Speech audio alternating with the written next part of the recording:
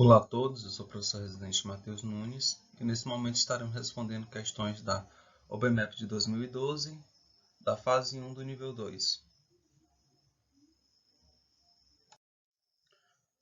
Primeira questão.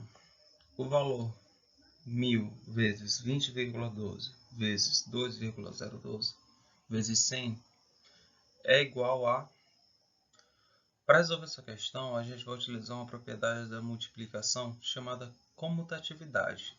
O que é essa propriedade? É uma propriedade que me permite ajustar as multiplicações sem alterar seu resultado. Especificamente, se eu tenho a multiplicação de A vezes B, eu sei que essa multiplicação é igual a B vezes A, ou seja, A vezes B é igual a B vezes A. Então, utilizando essa propriedade, a gente reescreve a operação da seguinte forma. 1000, que multiplica 2,012, multiplicado por 100, multiplicado por 20,012. Isso aqui, 1000 multiplicado por 2,012, é igual a 2012. E 100 vezes 20,12 também é igual a 2012. Então, 2012 vezes 2012 é igual a 2012 ao quadrado. Então, a alternativa aqui é a letra E. Segunda questão. Carlinhos escreveu várias vezes o número 2012 horizontalmente, como indicado na figura abaixo. Em seguida, ele desenhou 2012 retângulo, cada um ao redor de cada um dos números 2012. Ou seja, primeiro ele escreveu 2012 na horizontal e depois na vertical. Os da vertical ele foi desenhando retângulos ao redor deles. Vai continuando, cada um ao redor de um dos números de 2012 que podiam ser lidos na vertical. Qual é a soma de todos os algarismos escritos por Carlinhos? Nessa questão, a gente observa o seguinte, que para Carlinhos conseguir escrever o primeiro retângulo, o primeiro 2012 dentro do retângulo, foi necessário escrever o número 2012 4 vezes. A primeira na horizontal, a segunda na horizontal, a terceira na horizontal e a quarta na horizontal. Quando ele chegou na quarta, foi que ele conseguiu escrever o primeiro número 2012. Após esse ponto, para cada novo retângulo, bastou reescrever o número 2012 mais uma vez, ou seja, ele escrevia o 2012 mais uma vez e abriria espaço para criar outro retângulo. Assim, Carlinhos desenhou o número 2012 as primeiras 4 vezes, mais 2011 vezes. Por que 2011 vezes?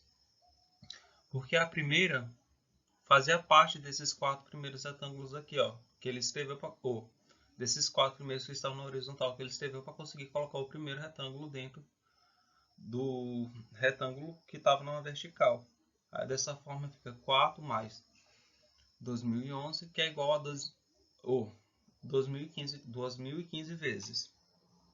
Portanto, a soma de todos os algarismos escritos é dada da seguinte forma: 2015 multiplicado por 2 mais 0 mais 1 mais 2. Por que 2015 multiplicada? O porquê dessa multiplicação?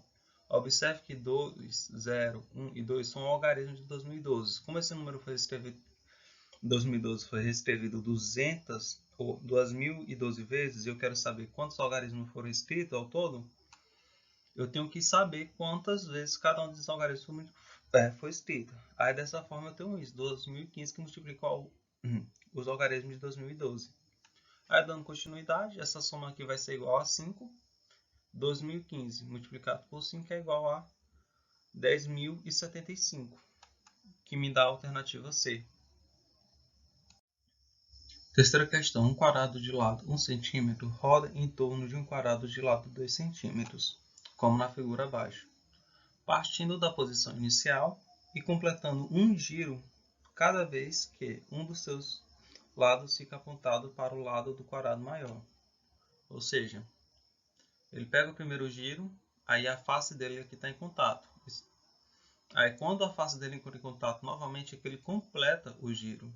E assim sucessivamente. Ele pega, dá o segundo giro e assim por diante. Aí a pergunta é, qual é a figura, ou qual das figuras a seguir, dessas figuras aqui, representa a posição dos dois quadrados após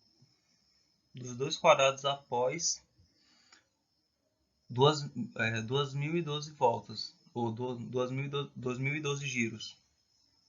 Primeiramente, observe que o quadrado menor faz 8 movimentos para voltar à sua posição inicial. Aqui ele dá o primeiro giro, vem para cá, o segundo giro vem para cá. Quando ele dá o terceiro giro, ele vem para essa posição. No quarto giro para essa, no quinto giro para essa posição, no sexto giro para essa posição, no sétimo giro para essa posição, e no oitavo giro ele volta para a posição inicial. Aí o que é que eu tenho? Já que eu sei que ele faz 8 giros para voltar à sua posição inicial, e ao todo ele deu 2012 giros, com essa informação a gente faz a razão entre o número total de giros, que é 2012, e a quantidade de giros necessária para que o cubo menor volte à sua posição inicial, que é 8. Aí 2012 dividido para 8, a gente percebe que é igual a 251, que multiplica 4. Essa informação quer dizer que esse cubo menor ele vai voltar para a sua posição inicial, essa posição aqui, 251 vezes. E após isso ele fará mais 4 movimentos, ou mais 4 giros. Então, bora dizer que aqui ele deu 251 giros. Aí ele vai dar 251 voltas. Aí depois disso ele vai dar mais 4 giros. Então bora lá.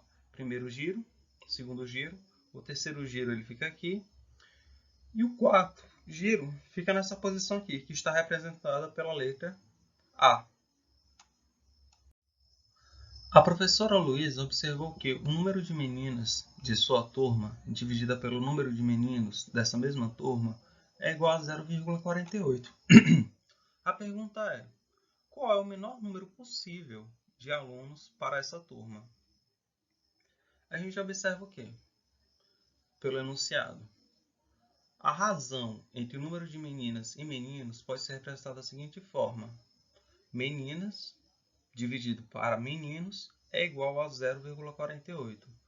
Por 0,48 ser uma dízima periódica, eu posso escrevê-lo da seguinte forma, que desculpa que era para ser 48, tá pessoal? 0,48 é igual a 48 dividido para 100. Assim, para descobrirmos o menor número possível de alunos nessa turma, basta simplificar a razão ao seu menor valor e somar o número do numerador com o denominador. Dessa forma, observe que 48 sobre 100, que é o valor que a gente obteve com a dízima, é o mesmo que, quando eu simplifico por 2, dá 24 sobre 50. Dá para simplificar mais? Dá, que fica 12 sobre 25. Logo, a razão entre o número de meninas e o número de meninos dessa escola se dá por 12 sobre 25. Mas o que a professora quer saber é, o enunciado quer saber é, qual é o menor número possível de alunos dessa turma. Para descobrir isso, a gente só soma o numerador, que é o que está embaixo, com o denominador, que é o que está em cima. Dessa forma, eu tenho 12, que é o número de meninas, mais 25, que é o número de meninos, que é igual a 37 alunos. Aí a gente vem aqui para o enunciado e a gente observa a letra B. Quinta questão. Uma caixa contém bolas brancas e pretas. Daniel retirou 60% das bolas e observou que 55% dessas bolas eram brancas e decidiu devolver todas as bolas para a caixa. Qual é a maior porcentagem possível de bolas brancas na caixa? Bora observar o seguinte. Ele observou que 55% das bolas que ele tirou, ou 55% de 60% das bolas que ele tirou eram brancas. Isso quer dizer o quê? Que 55 sobre 100 mais 60 sobre 100, que é igual a 0,55 mais 0,6, que resulta em 0,83, como a dízima periódica reescrevo na forma de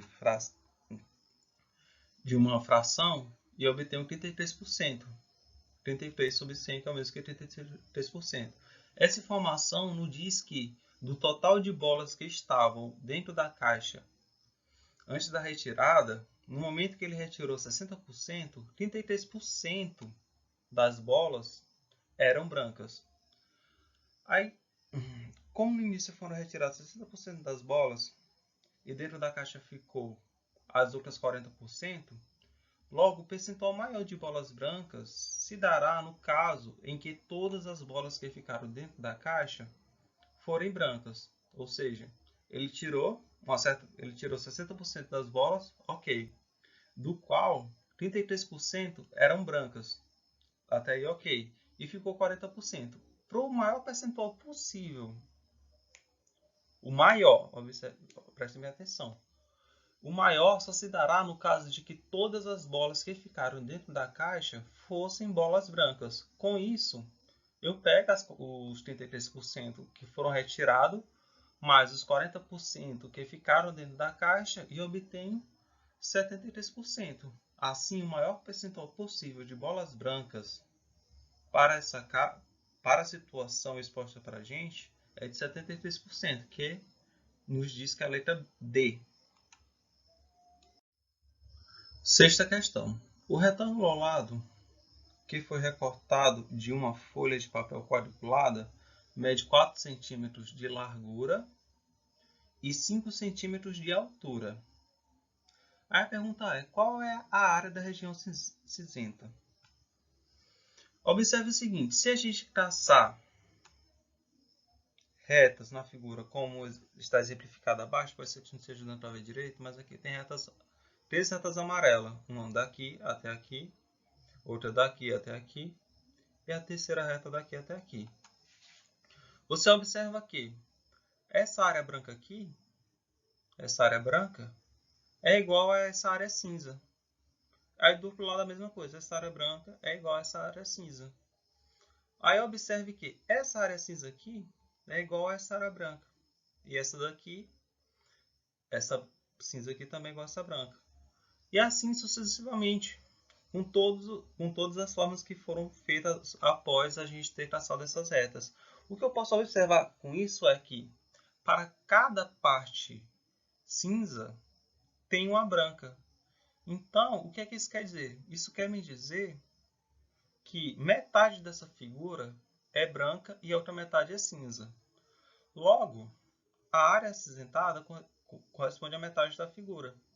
Então, primeiramente, qual é? A gente tem que ver a área da figura e dividir por 2. Voltando para o enunciado, ele nos diz que o quadriculado mede 4 centímetros de largura por 5 de altura. 4 vezes 5 é 20, mas só que isso tudo aqui está dividido por 2, porque o que eu quero saber é a região da área cinzenta. Então, 4,5 sobre 2 é o mesmo que 20 sobre 2, que é igual a 10 centímetros. A alternativa correta é a letra A, pessoal. Sétima questão. Ana escreveu 5 números em uma folha de papel, escondendo cada um deles e somando os outros 4. E obteve os seguintes resultados: 29, 32, 35, 39 e 41. A pergunta é, qual é a soma do maior com o menor número que Ana escreveu? Aí a gente faz o quê? A gente pega todos esses algarismos aqui, para resolver essa questão, a gente soma todos eles. Então a gente vai obter o quê? Ó? Na soma a gente tem 29 mais 32 mais 35 mais 39 mais 41, que é igual a 176. De acordo com o enunciado, cada um dos números que Ana escreveu aparece 4 vezes. Logo, a soma desses números é 176 que divide 4, que é igual a 44. Para a gente descobrir o menor número que Ana escreveu, a gente pega o 44 e subtrai com o maior número que é citado no enunciado, que no caso é o 41. Então a gente tem 44 menos 41, que é igual a 3.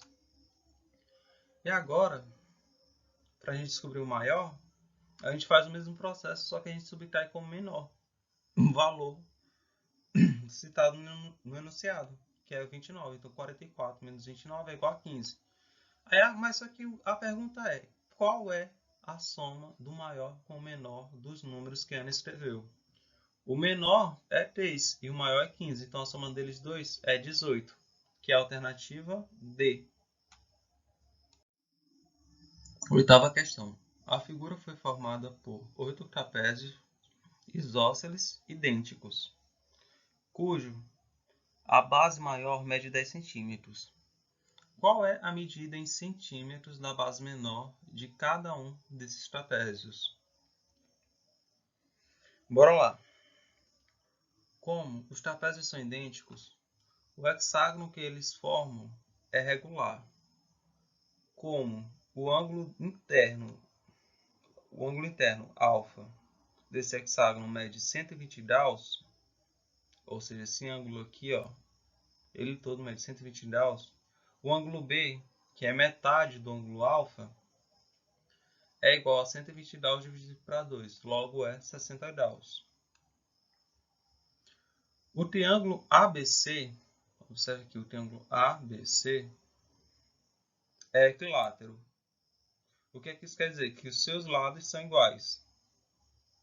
Como AC, ou seja, o lado AC é igual ao lado CD, ou seja, esse segmento AC é igual a esse segmento CD, e o segmento BC é igual ao segmento CD, e segue que o paralelograma BCDE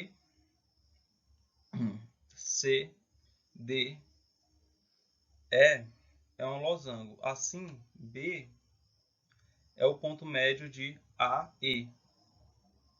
Então, AC, o segmento AC, é igual ao segmento BE, ou seja, esse segmento aqui é igual a esse, que é igual a metade de AE, que é igual a... E como o segmento AE mede 2, mede 10, é igual a metade desse segmento. Então, fica o quê? Que o segmento AC, esse segmento aqui, vai ser igual a 5 centímetros. E como o segmento AC é igual ao segmento CD, que é a base menor, então a base menor desse losango mede 5 centímetros. A alternativa correta é a letra C. Nona questão. Renata montou uma sequência de triângulos com palitos de fósforo, seguindo o padrão indicado na figura.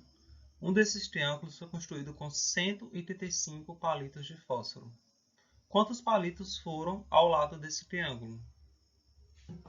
Ou seja, observe aqui, se nesse primeiro triângulo, o lado deles vai só um palito. No segundo triângulo, vai 2 palitos. No terceiro triângulo, vai 3 palitos no lado. O que ela quer saber é quantos triângulos foram ao lado desse triângulo maior que usou 185 palitos de fósforo. Aí, bora lá. A cada nova sequência de triângulo, o número de triângulos aumenta em 1 com relação à sequência anterior. Então, podemos representar a sequência da seguinte forma. O primeiro é 3 vezes 1, aí mais 3 vezes 2, mais 3 vezes 3, mais reticências, mais 3 que multiplica n, que é igual 3 vezes n, onde n é um número qualquer, um número inteiro, que é igual a 3 que multiplica 1 mais 2 mais reticências mais n. Então, a gente pode representar a sequência como sendo 3 que multiplica n, que multiplica n mais 1. Isso tudo dividido para 2. Para sabermos em qual triângulo foram usados 135 palitos, devemos resolver a equação. A gente pega essa operação que a gente descobriu anteriormente e iguala ela a 135. E nós temos o quê? 3n que multiplica n mais 1 sobre 2 é igual a 135. Então, ó, 3n que multiplica n mais 1 é igual a 135, que multiplica 2. Então, n que multiplica n mais 1 é igual a 270 sobre 3. N vezes n que multiplica n mais 1 é igual a 90. Por inspeção, nós vimos que a raiz dessa equação é igual a n sendo 9. Logo, o triângulo que estamos procurando é o nono triângulo dessa sequência que possui 9 triângulos em seu lado. Ou seja, a alternativa correta é a letra D.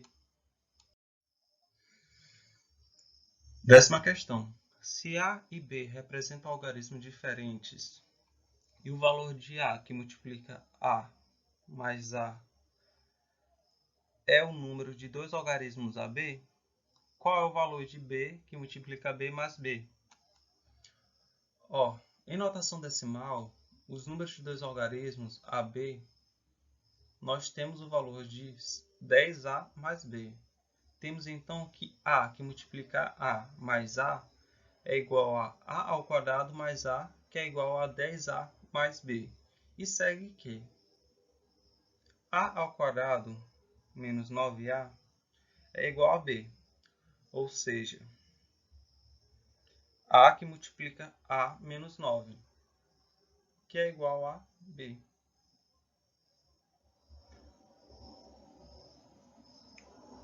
Como A é um algarismo das dezenas de um número de dois algarismos, temos que 1 é menor ou igual a A, que é menor ou igual a 9.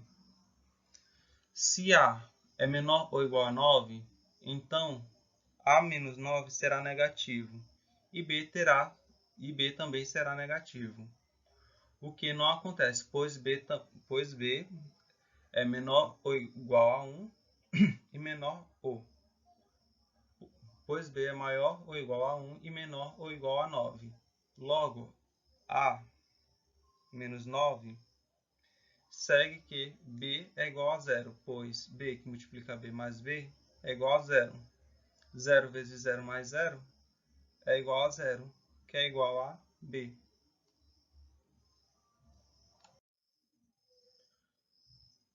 Décima primeira questão.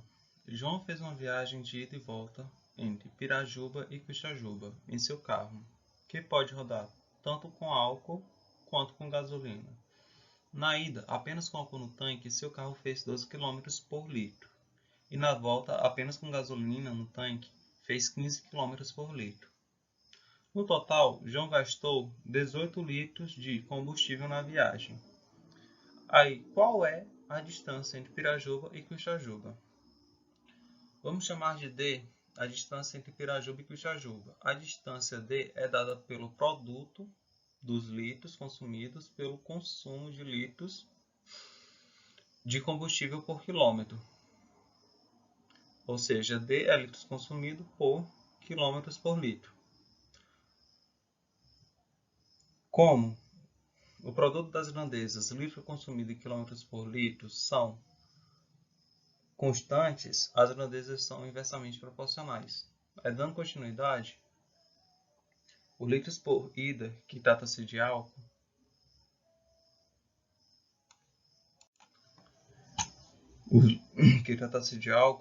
e o litros por volta, que trata-se de gasolina, aí a gente faz a inversão da segunda, porque as grandezas são inversamente proporcionais. Aí fica o quê? Em cima fica a quantidade que é a gasolina gasta, e embaixo fica a quantidade que o álcool gasta, que no final fica 5 sobre 4, 15 sobre 12, que a gente simplifica por 3, que fica 5 sobre 4. Basta então achar uma fração equivalente a 5 por 4, cuja soma do numerador com o denominador seja 18. Então a gente faz o quê? A gente pega 5 sobre 4 e multiplica por 2. O resultado vai ser 10 por 8. 10 mais 8 é igual a 18, ou seja, a fração que eu estava procurando era essa. Dessa forma, podemos concluir que João gastou 10 litros de álcool para ir e 8 litros de gasolina para voltar. Logo, a distância entre a cidade é A distância é 12 vezes 10, ou 15 vezes 8, que no final vai ser igual a 120 km. Décima segunda questão. 5 cartas inicialmente dispostas como na figura, como nessa figura aqui, ó, serão embaralhadas. Em cada embaralhamento, a primeira carta passa a ser a segunda passa a ser a terceira, e a terceira passa a ser a primeira, a quarta passa a ser a quinta e a quinta passa a ser a terceira. A pergunta é: qual é a primeira carta após 2012 embaralhamentos? Então, primeiramente, nós vamos listar as posições das cartas fazendo um embaralhamento sucessivo. A gente tem aqui a posição inicial, que é A, aí depois o 2, depois o 3, A de paus, 2 de paus, 3 de paus, 4 de paus e 5 de paus. Aí no primeiro embaralhamento, de acordo com as instruções do enunciado, ficará sendo 3 de paus, A de paus, 5 de paus, 2 de paus e 4 de paus. No segundo embaralhamento ficará sendo 5 de paus, 3 de paus, 4 de paus, A de paus e 2 de paus. No terceiro, 4 de paus, 5 de paus, 2 de paus, 3 de paus e A de paus. No quarto embaralhamento, 2 de paus, 4 de paus, A de paus, 5 de paus e 6 de paus. E no quinto embaralhamento, a gente observa que volta à posição inicial. Fica A de paus, 2 de paus, 5 de paus, 4 de paus. Opa, aqui era para ser 3 de paus. Aí depois 4 de paus, depois 5 de paus. Observe que a cada 5 embaralhamentos, ou seja, depois que eu pego esse baralho aqui e tiro ele de sua posição inicial e embaralho 5 vezes, o baralho volta à sua posição inicial, volta à sua configuração inicial. Como 2012 é igual a 5, que multiplica 402 mais 2, a posição das cartas após 2012 embaralhamentos é a mesma após o segundo embaralhamento, pois a primeira carta é o número... quando a primeira carta é o número 5, ou seja, a letra E.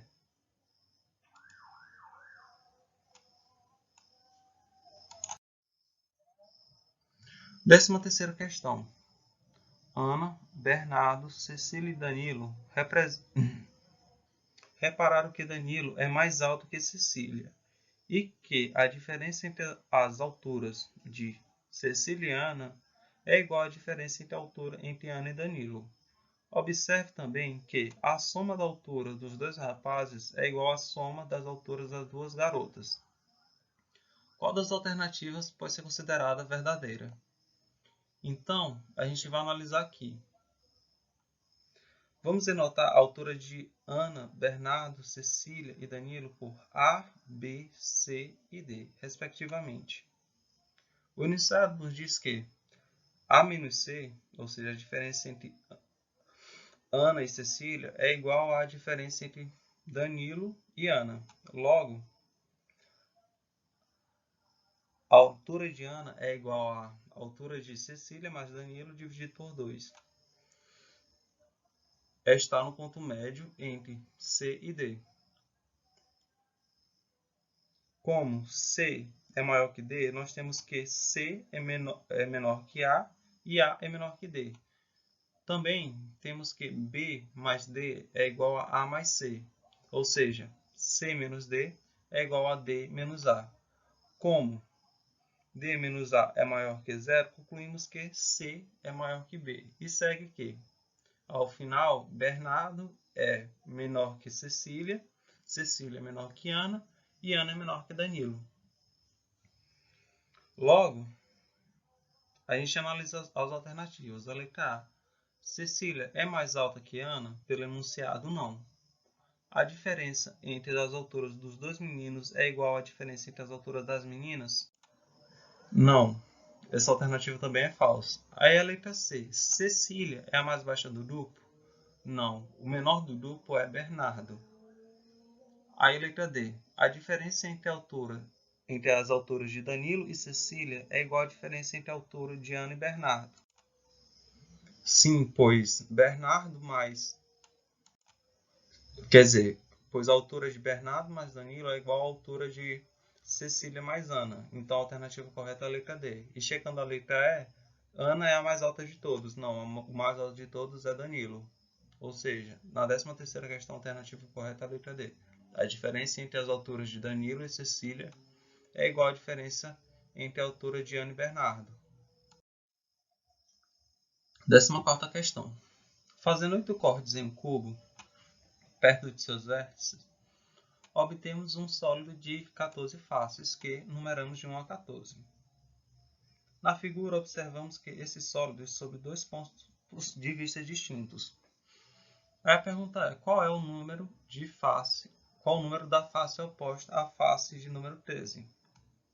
Aí aqui nessa questão, primeiramente a gente observa que o sólido obtido depois dos cortes possui 6 faces octagonais de 8 lados e 8 possui 6 faces octagonais de 8 lados e 8 faces triangulares. Cada face octagonal é adjacente, isto é, tem uma aresta comum com as 3 outras faces octagonais e oposta a outra face octagonal.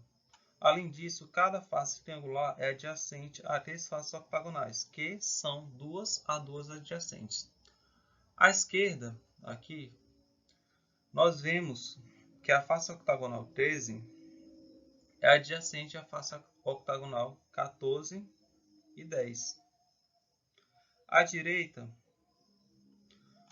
nós vemos que a face triangular 3 é adjacente a 7, 11 e também a 13.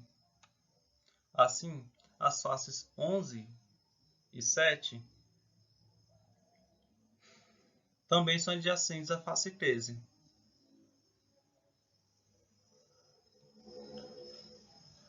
Logo, as 4 faces octagonais adjacentes à face 13, ou à face 13, são os números 7, 10, 11 e 4. E segue que a face oposta à face 13 é a de número 12. 15ª questão. A figura mostra um retângulo de área igual a 720 cm², formado por 9 retângulos menores e iguais. A pergunta é, qual é o perímetro em centímetros de um dos retângulos menores? Aí, bora lá. Vamos chamar de x e y, respectivamente, as medidas do lado menor, ou seja, y é a altura e x é a base do triângulo menor. As medidas dos dois lados do retângulo são x mais y, que é i, ou seja, a altura é x mais y, e a base pode ser tanto 4x quanto 5y. E, em particular, nós temos que y é igual a 4 sobre 5x. Como 720 cm² tem 5x, que multiplica x mais y, que é igual a 5x, que multiplica x mais 8 sobre 4, que multiplica x, que é igual a 45 sobre 4x², que é igual a 720. Aí eu tenho o quê? 45x² é igual a 720 vezes 4. Então, x² é igual a 2.880 sobre 4. Meu x é igual a raiz de 64, logo x é igual a 8. Agora que eu tenho o valor de x, eu vou tentar descobrir o valor de y.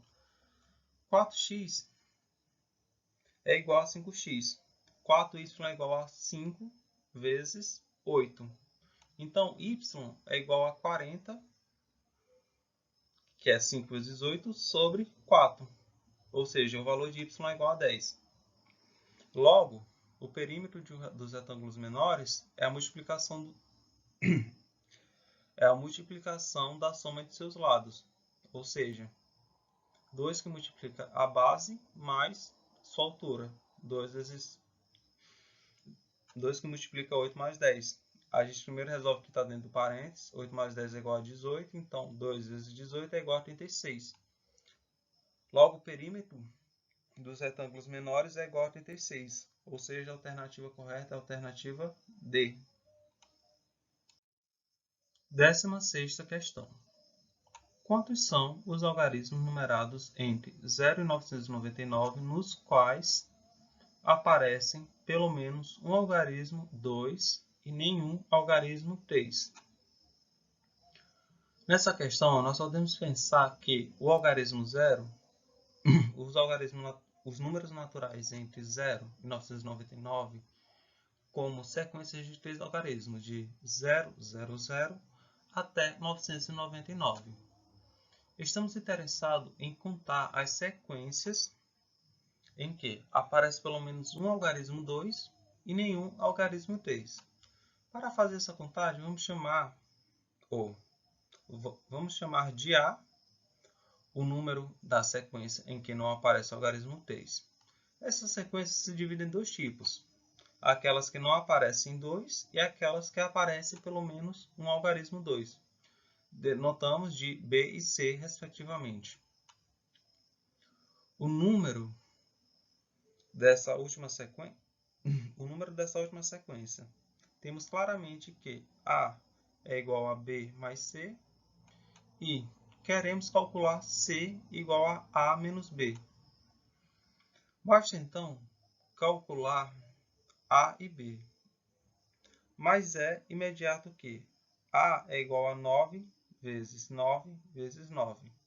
Podemos usar o 3, logo sobra um 9 algarismo. Ou não podemos usar o 3, logo sobra um 9 algarismo. E B é igual a 8 vezes 8 vezes 8, onde não podemos usar o algarismo 2 e o 3. Logo sobram apenas 8 algarismos. Logo C é igual a 9 que multiplica 9 vezes 9, menos 8 que multiplica 8, que é igual a 729 menos 512, que é igual a 217. Ou seja, atendendo às condições do enunciado, eu vou ter 217 algarismos, que possui pelo menos um algarismo 2 e nenhum algarismo 3. 17ª questão. Para a decoração da festa junina, Joana colocou em fila 25 bandeiras azuis, 14 brancas e 10 verdes, sem nunca deixar duas bandeiras da mesma cor ficassem juntas. O que podemos concluir com certeza dessa informação? Letra A. Nas extremidades da fila irá aparecer uma bandeira branca e na outra uma bandeira azul. Essa alternativa é incorreta. Nas extremidades, a única solução possível para atender às condições do enunciado é que as extremidades possuam apenas bandeira azul ou bandeiras azuis. A letra B. Há 5 bandeiras consecutivas nas quais não aparece a cor verde. Essa solução é possível, por exemplo, se eu iniciar essa fileira de bandeira colocando somente bandeiras azuis e brancas entre as azuis, eu atendo às condições do segundo item dessa questão. Logo, essa alternativa está correta. Alternativa B. Mas ainda assim vou verificar as demais. Letra C. Há pelo menos uma bandeira branca ao lado de uma verde. Se eu tiver uma bandeira branca ao lado de uma verde, eu também terei que ter uma azul ao lado de outra azul, o que vai contra as condições do enunciado, logo essa alternativa é falsa. Letra D. Há pelo menos 4 bandeiras azuis, tem uma bandeira branca de cada lado.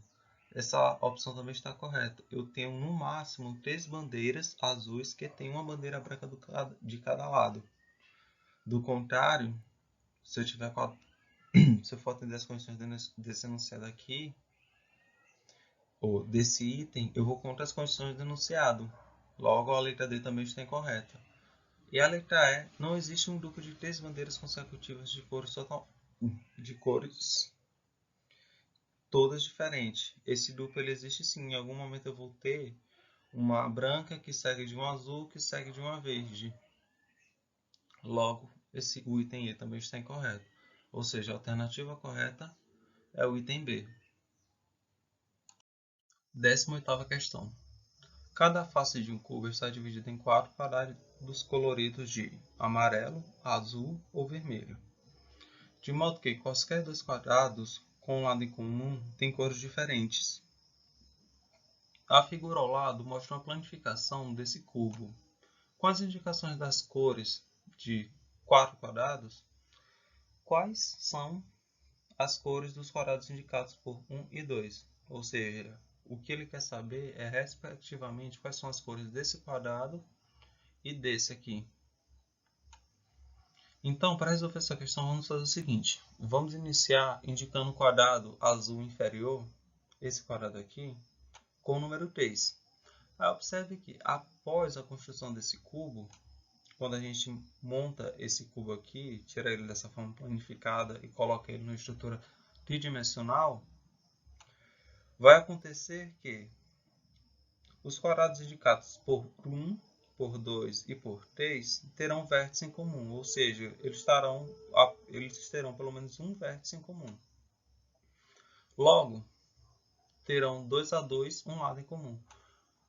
Como o quadrado 1 já tem um lado comum com o quadrado amarelo, como a gente pode ver aqui, ó, o quadrado 1 ele está ligado ao quadrado amarelo e o quadrado 3, que é azul, também está ligado ao quadrado número 1.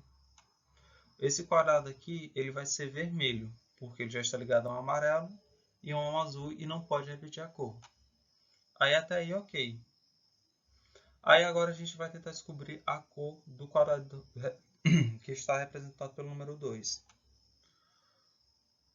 Observe que o quadrado número 2, como já tem lado em comum com 1, que é vermelho, e com 3, que é amarelo, e com 3, que é azul, a única cor que resta para ele é a cor amarela. Logo, as cores respectivamente são vermelha e amarelo, ou seja, a alternativa E. No quadriculado 5×5, ao lado, colocamos os números de 1 a 25. 1 em cada casa, de modo que a soma dos números que aparecem em cada linha, coluna e diagonal é a mesma. Sabe-se que a soma dos números que aparecem nas casas cinzentas é 104. Qual o número que aparece na casa central? Notemos que a soma dos números de 1 a 25 podem ser calculada de várias maneiras. Por exemplo, observando 1 mais 25 é igual a 2 mais 24, que é igual a reticências, que é igual a 12 mais 14, que é igual a 26. Desse modo, a soma é 12 vezes 26 mais 13, que é igual a 325. Desse modo, a soma dos números de uma linha, coluna ou diagonal é igual a 325 dividido para 5, que é igual a 65. As casas em brancas do tabuleiro consistem de uma linha e de uma coluna e das duas diagonais. Todas se cruzam com a casa central. Assim, ao somar os números dessa linha, dessa coluna e dessas diagonais, o número da casa central aparece 4 vezes. Denotamos que x é o número da casa central. E lembramos que a soma dos números das casas cinzentas é igual a 104. Temos então que 4 vezes 65 é igual a 3x. Isso aqui vai ser igual a 325 menos 104. E segue que x é igual a 13. Ou seja, a alternativa correta aqui vai ser a letra A.